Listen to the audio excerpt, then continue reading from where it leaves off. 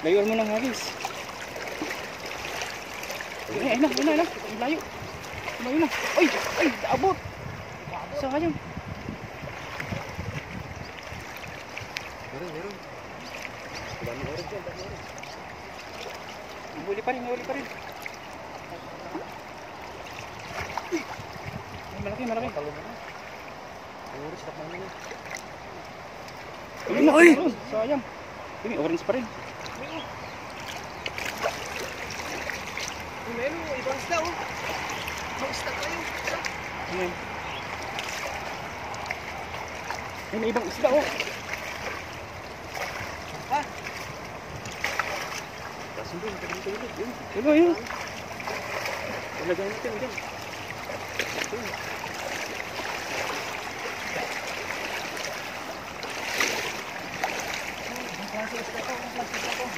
May isa pa dyan, yung nakita ko kanina. Ay, ganda oh. Dun sa taas pa oh, may ano yun. Parang, yan ano yun oh. Daming isda pala na makukuha dito. Klaseng isda. Titikman natin yan. Klaseng isda to. Ang klase oh.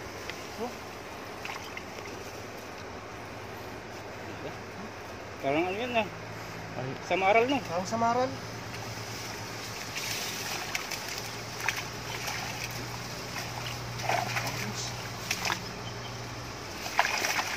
Lagayan natin. Lagayan. Yan, orange. Orange ang mga ano natin. Kunin natin. Sarap to eh.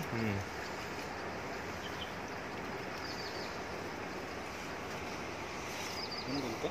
Ganda oh. May parang nasaan ako. Ganda na. Sa orange to ah. Yung mga maliliit, ano yun, i-release na lang natin yan.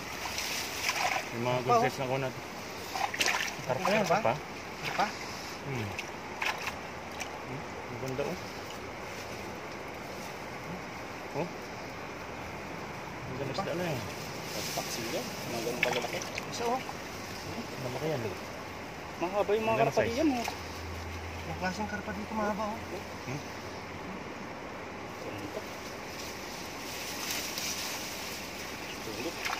Yung maliliit din. Ano, ay, malaki. Tilapia. Markan ko na, napin na yan. Sabi mo, prito mo? Ilaw ko na yan. Ihop. Sarap yan.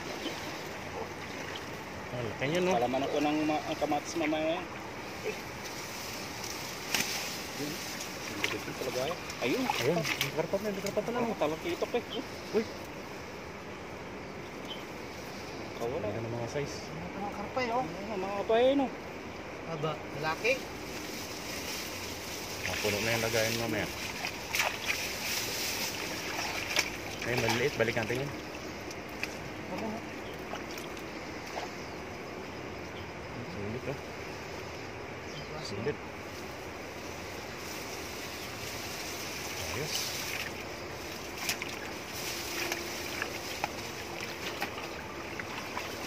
Pwede sana to, lagay ko sa aquarium ko. No?